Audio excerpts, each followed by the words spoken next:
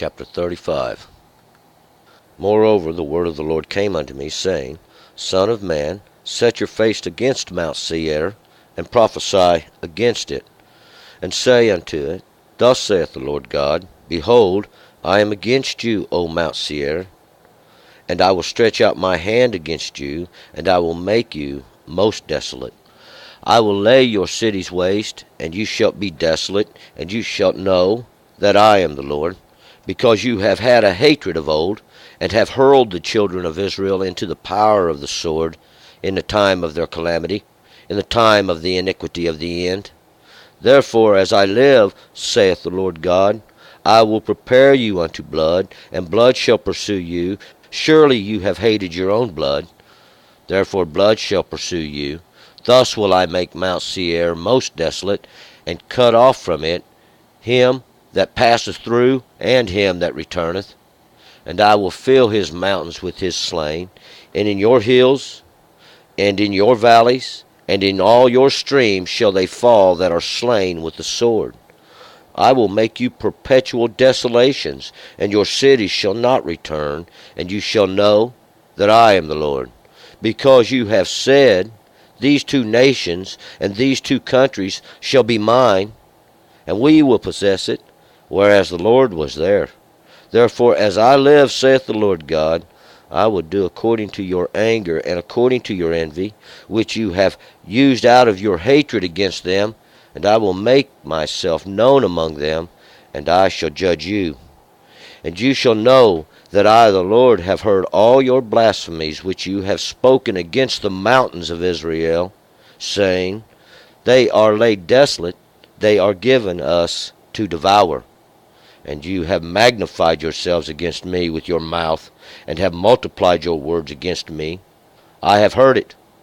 Thus saith the Lord God, When the whole earth rejoiceth, I will make you desolate, as you did rejoice over the inheritance of the house of Israel, because it was desolate, so will I do unto you.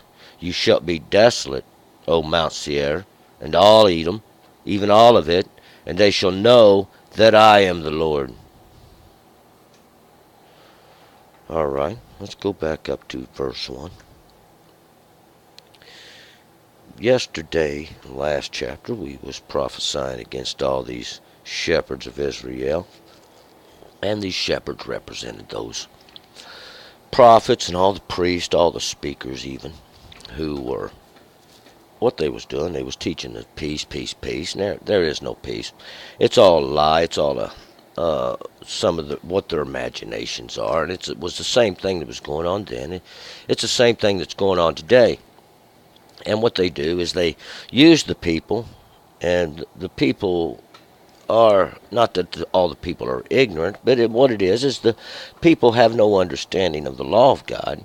And because they've been made to forget the law of God and the understanding of the law of God and what the law of God represented, they have been lullabied to sleep, so to speak, in making to forget these things. We'll find out. God, though, God has helped them along, and God has even set up his plan, and the zealousness of God, the zeal of God, has brought forth now into the earth exactly all that he said he was going to do. His accomplishments are seen, and they can be witnessed even in the judgment and even in the blessings. The blessings are to see the judgments that God has set in the earth. See, that was the chariot that descended down, and the judgments. We were allowed to see the chariots and the judgments of God going forth into all the earth.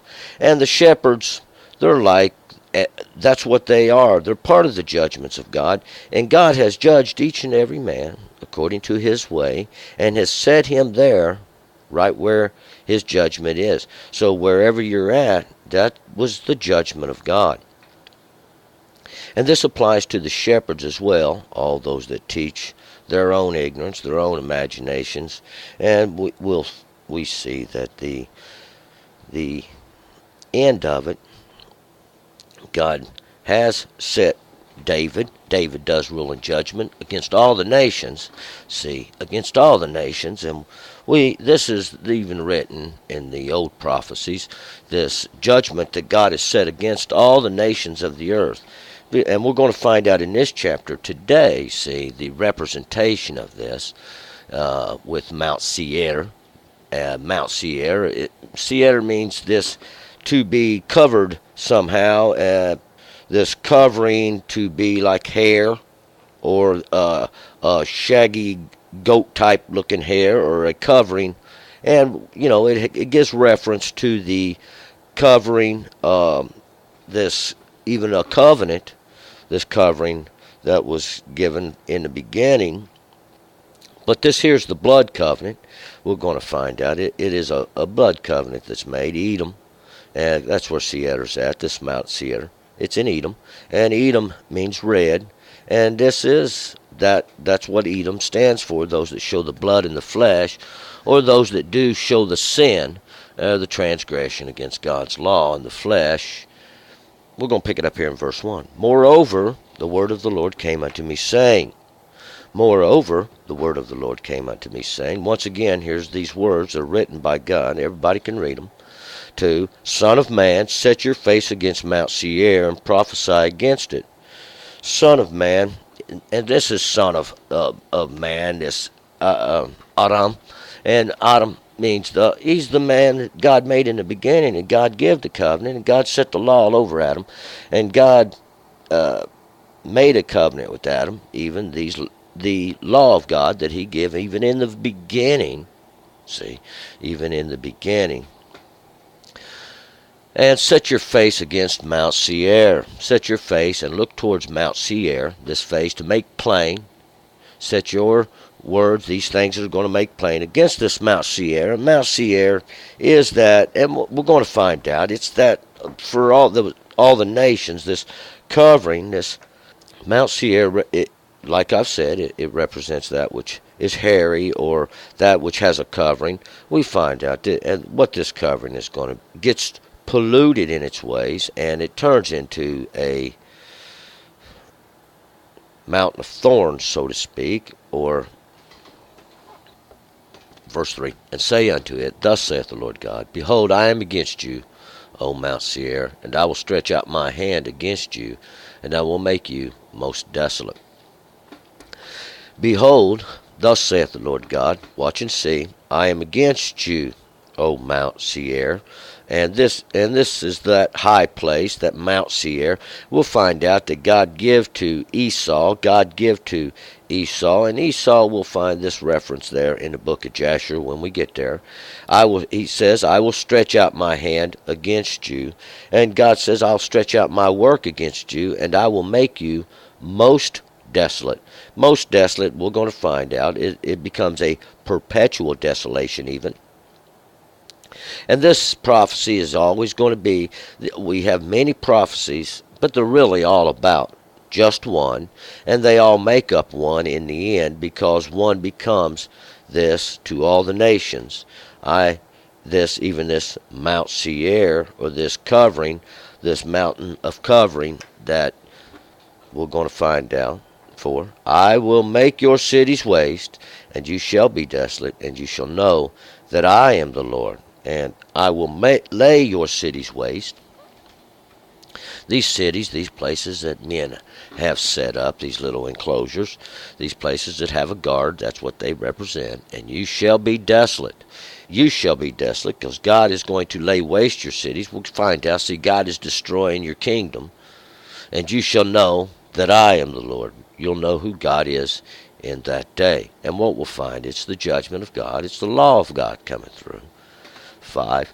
Because you have hatred of old, and have hurled the children of Israel unto the power of the sword in the time of their calamity, in the time of the iniquity of the end.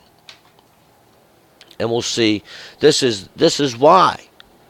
Why? Because you have had hatred of old. We go back and we'll find, we haven't been through there yet, but goes back to Jacob and Esau and all that representation. But what it is they chose the wealth and not the land, and they had hatred of that from old, because what had happened is they squandered away their wealth and were left without an inheritance. And that's what it all represents. They had no respect for their inheritance. They had no respect for that which they were given. 5. Because you have, and this hurled the children of Israel unto the power of the sword in the time of their calamity. This word hurled here, and basically what that means is to force.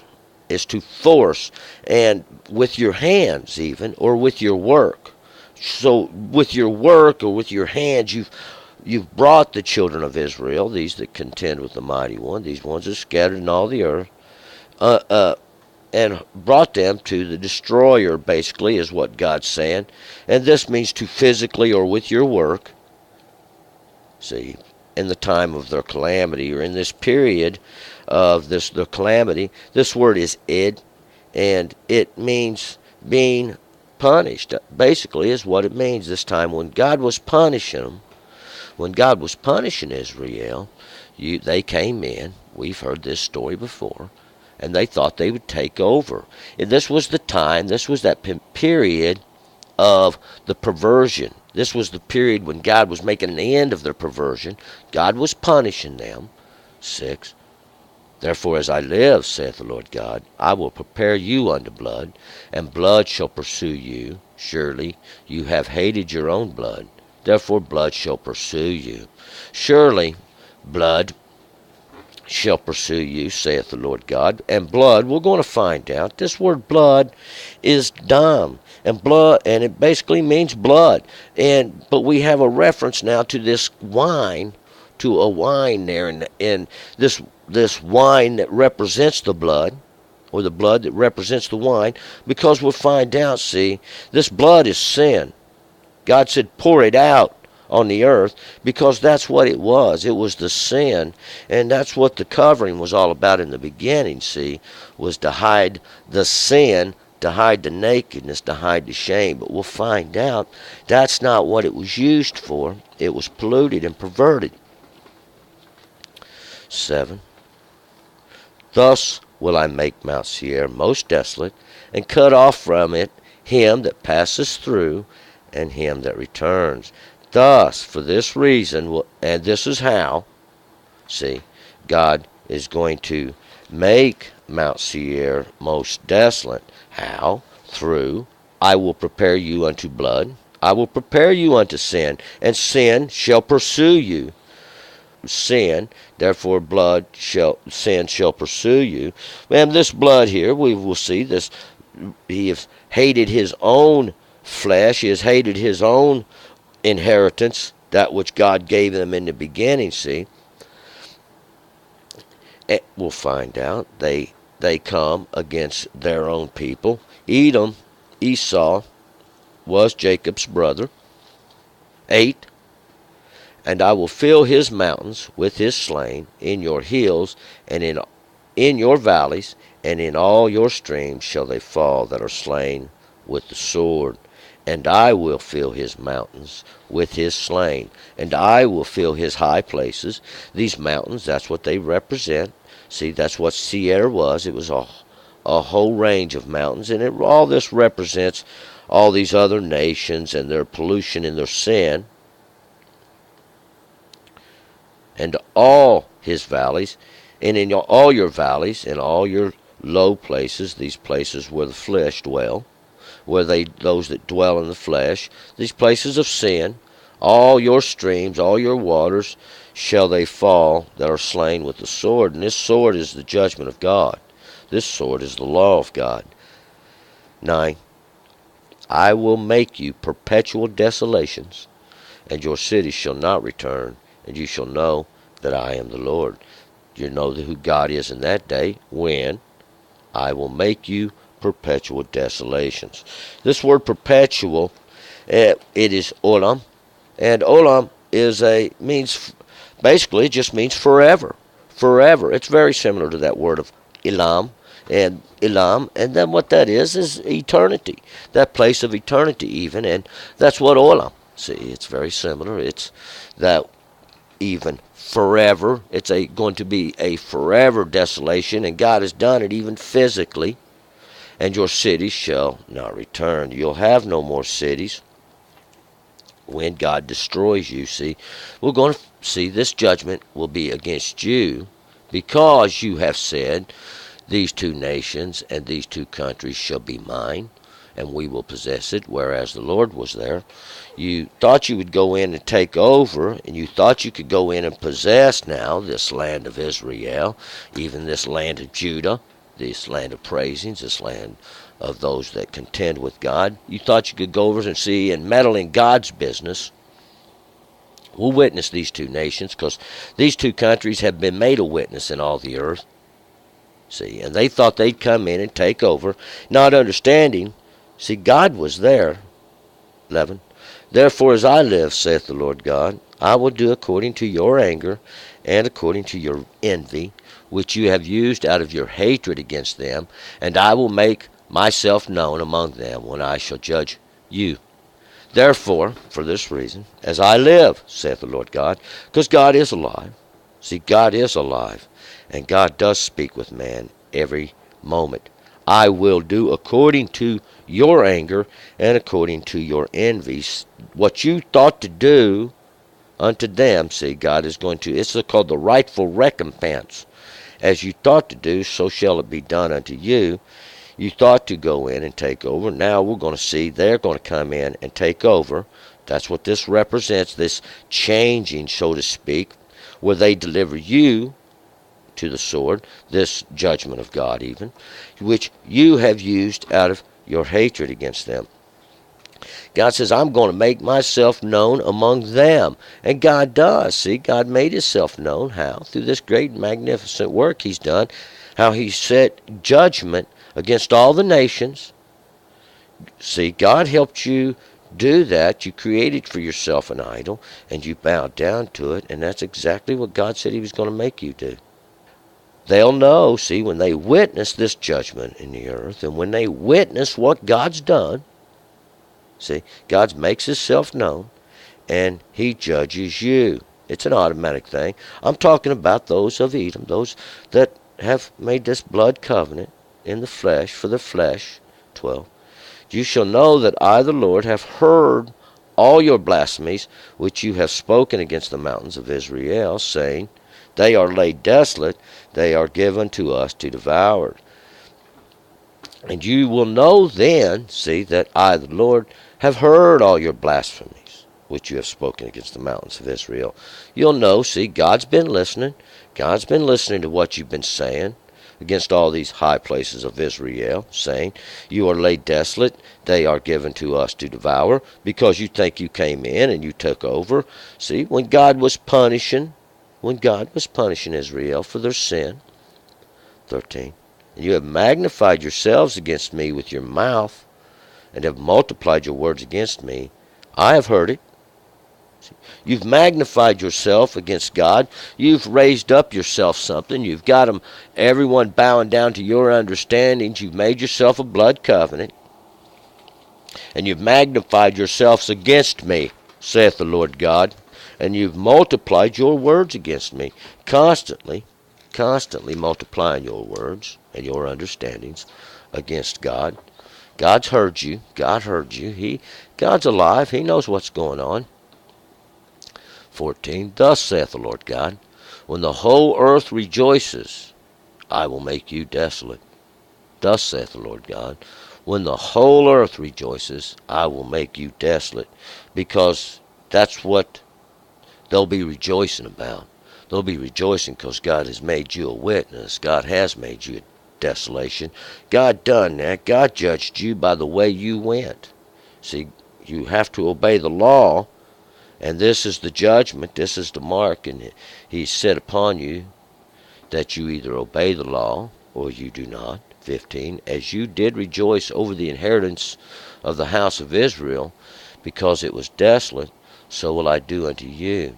You shall be desolate, O Mount Seir, and all Edom, even all of it, and they shall know that I am the Lord.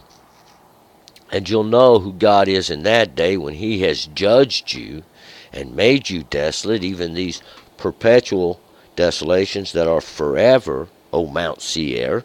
It's once again now, see, we see that's that covering. That's that covering that they've got there, and all those that show the blood in the flesh. That's what Edom means. It means red, and it represents those that show the blood, or the red in the flesh. These are those which sin. These are those which sin. That is saying reference to a color, but it's the appearance, is how they appear to us to be sinning. They pollute and they destroy. They thought to come in and destroy God's understanding. They thought to come in and take over the house. We see this. And they make themselves known through their acts of sin in the earth. God says, I see you. Turn and return. Let's move forward. Chapter 36.